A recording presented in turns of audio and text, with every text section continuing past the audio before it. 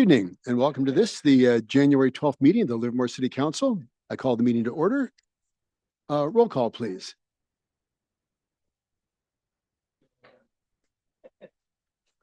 Councilmember Barrientos. Present. Councilmember Branning. Here. Councilmember Dunbar. Here. Vice Mayor Wong. Here. Mayor Marchand. Here. If you'll please join me in the Pledge of Allegiance. Pledge allegiance to the flag of the United States of America and to the republic for which it stands, one nation, under God, indivisible, with liberty and justice for all. Thank you. We have no proclamations and presentations, but we do have an advisory body appointment. Do we have a recommendation from the staff? Okay.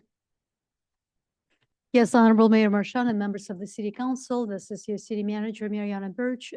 We're going to display a slide with instructions and recommendations in a moment. Okay.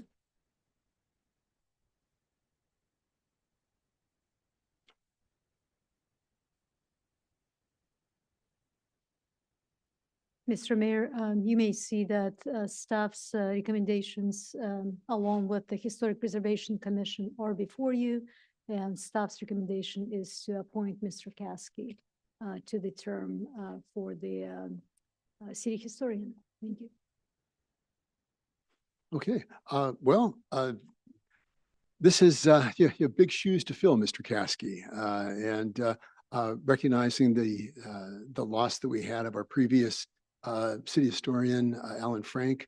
And this has been a long line of people that were truly passionate about this community. We had Gary Drummond and Ann Homan and Anna Sig. While she wasn't the historian, she was also passionate and also a founding member of the Cultural Livermore Heritage Guild, who I think understood laid down in front of the bulldozers to save the train depot. That's the story. Yeah, and we're sticking with it, right? But recognizing that Ellen Frank also was very passionate about the community, wrote several books about our community and the depot.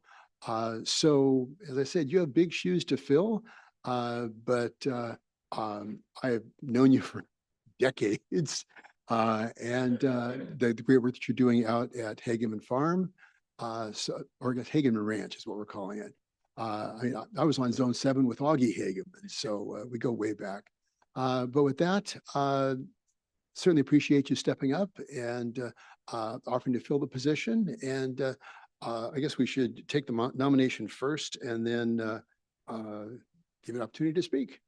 Is there a nomination for to accept the recommendation? So moved.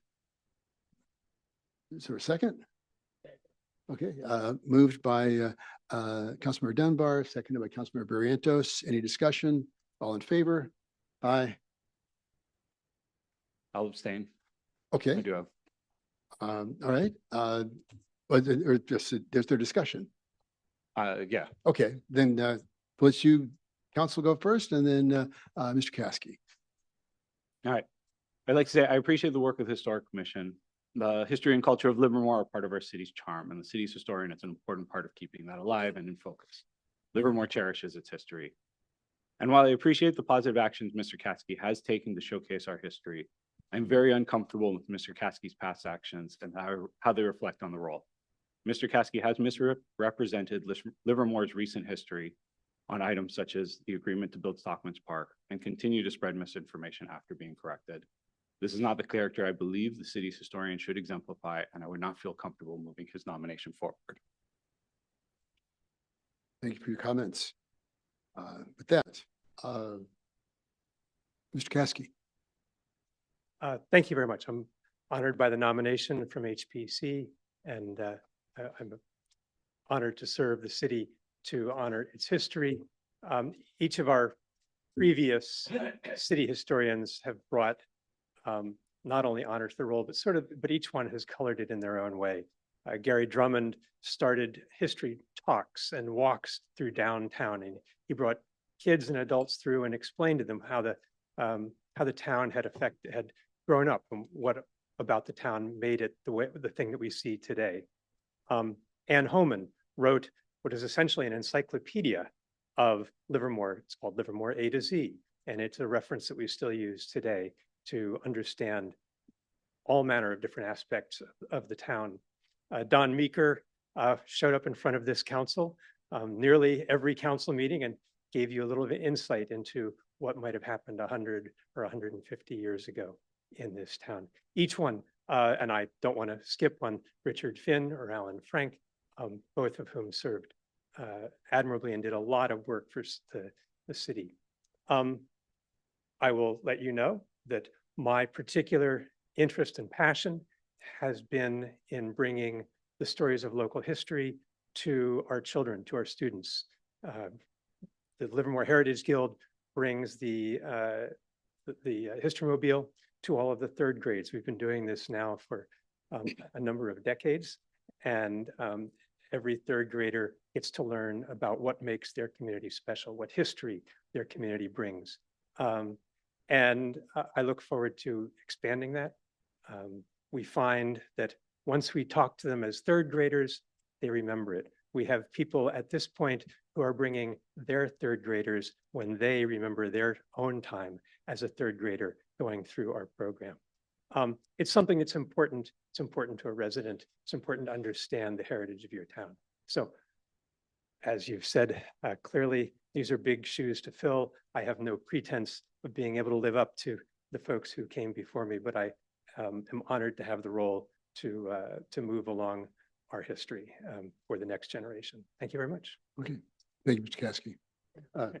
Councilmember Barrientos. I want to thank you for what you do.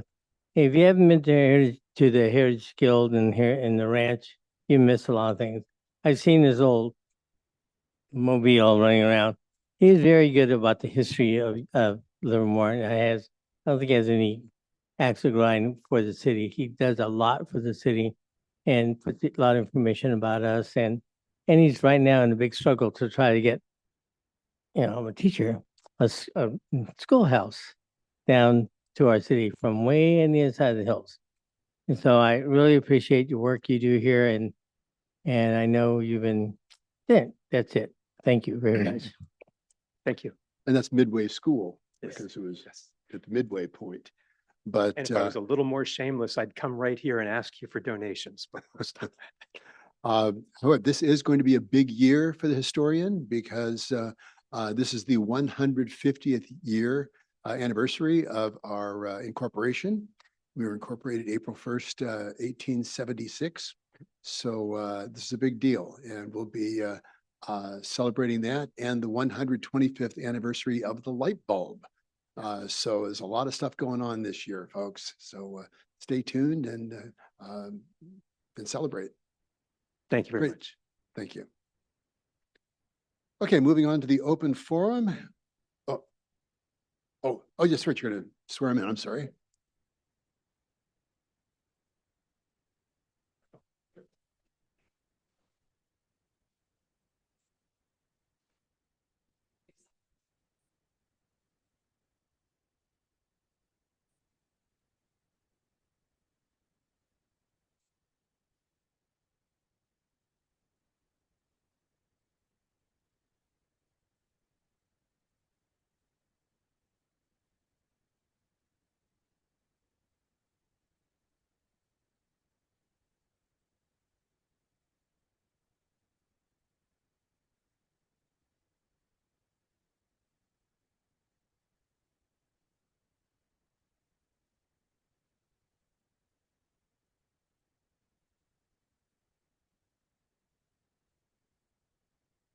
Thank you.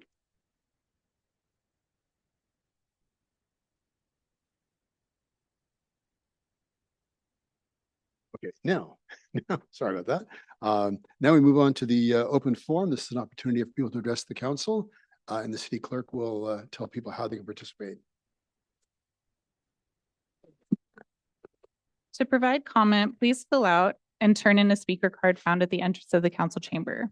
Speakers will be announced in the order received. Once public comment opens, each participant's name will be announced and their 3 minutes will begin once at the lectern. Please note, a speaker is not required to answer any questions from the city council, and the city council is not required to answer questions from the public. The mayor has the discretion to ask staff to address the speaker's comments when a council member believes it is relevant to a particular business item. Okay, and I know we have at least one speaker. The first speaker is Joe Lee. So just continuing the cheerleading, I'll recap the 4 essential software freedoms in trying to encourage the city to adopt more free software in its computing. The 4 essential software freedoms that define free software are the freedom to use the program for any purpose.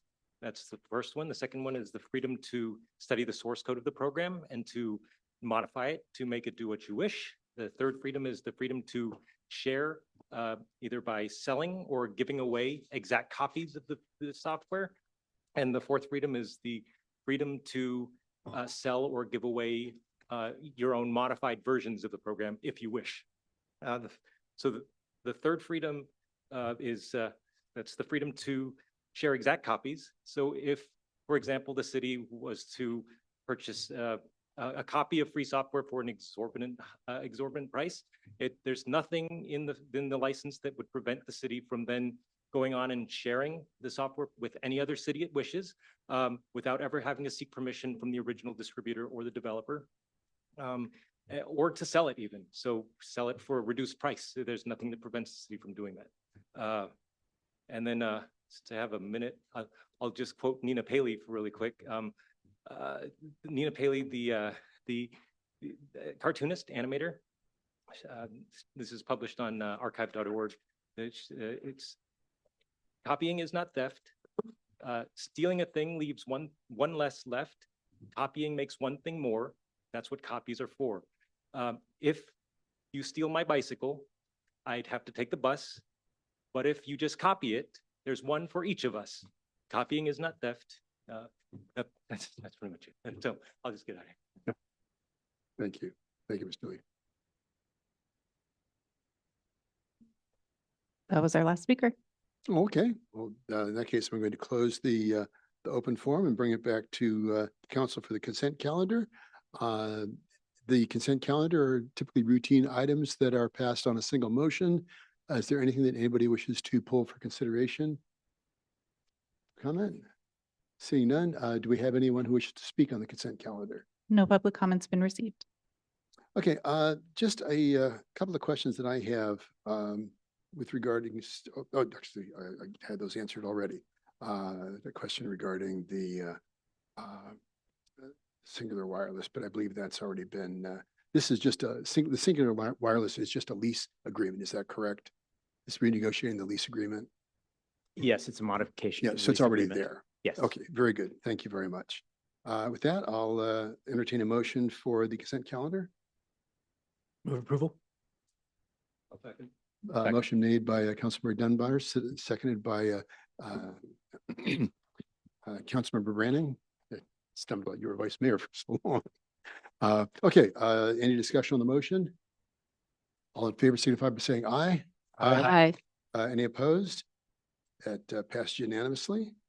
We have no public hearings. There's no matters for consideration.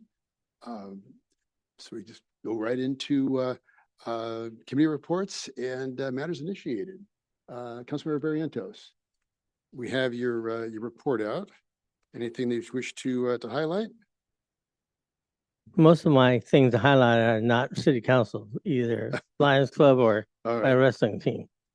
But one thing, I was kidding the people over the townhouses. I was looking at the right ones that they should have a health test. Give you 2 bags of groceries and climb to the 3rd story. If you can get there without having a heart attack, you can qualify to buy one of these houses.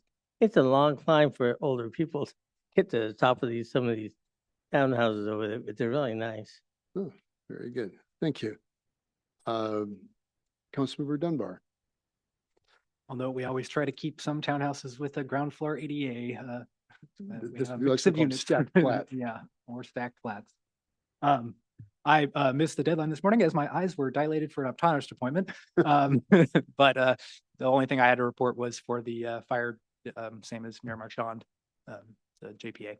I had 2 weeks down with my parents and my brother in Arroyo Grande. Took a nice relaxing vacation and walked on the beach and walk the dog and talk to mom, and I think nothing else to report. Happy New Year, everybody. Nice. Councilmember Dunbar. Brandon. Brandon, Brandon. Yes, sorry.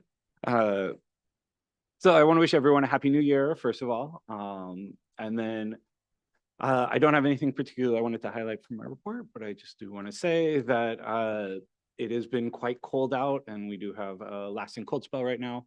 I want to give some appreciation to the city, first of all, for looking at solutions where we can find warm spots for people who might not have a place to sleep at night. And I would call out to the community, reach out to the local shelters, reach out to local donation centers, ask them what they need. They often have specific needs at these times of years for things like socks, very commonly, mittens, hats, things like that, that will help keep people warm. So reach out, see if you have a local shelter, local donation center that you would like to give to. And I encourage everyone to give a little something at this time of year. Thank you. Vice Mayor Wong. I just want to mention one thing from my report. This was from December, but it happened since our last meeting. I want to just recognize the Livermore Youth Council. They've been so active planning lots of events in the community. And in December, that first weekend after school let out for the holidays, they hosted a holiday carnival at the library, and it was so well attended. It was a rainy day, families had nowhere to go, and they all showed up, and they had over 200 people there, kids and parents, and in a matter of a few hours playing games. And it was all these, the Livermore Youth Council students that were, organizing the games, and it was really great. It was great to see. So I just wanted to give them a shout out and thank them for all their hard work that they do on the council. Very good. Well, thank you so much. A couple of things I wanted to highlight. It was busy last month, but I presented a certificate of recognition for the Del Valle High School bicycle program. They repair bicycles, they build bicycles, and then they donate them back to the community. So it's a wonderful program. And some of the kids go on and use this is their vocation. They're, one of them is actually working for one of the local bike shops with skills that he had learned from this program. Also, we had the walk-off retirement for Officer Andrew Estes. He served our community for a couple of decades, very honorably. And also our city clerk retired. Debbie Elam was honored last week. So we have a lot of great people and a lot of great people moving in and taking over for the people that have left because they've been well trained by their mentors. So with that, wow, this is a land speed record here. So greatly appreciate that. With that, seeing no further business, this meeting is adjourned.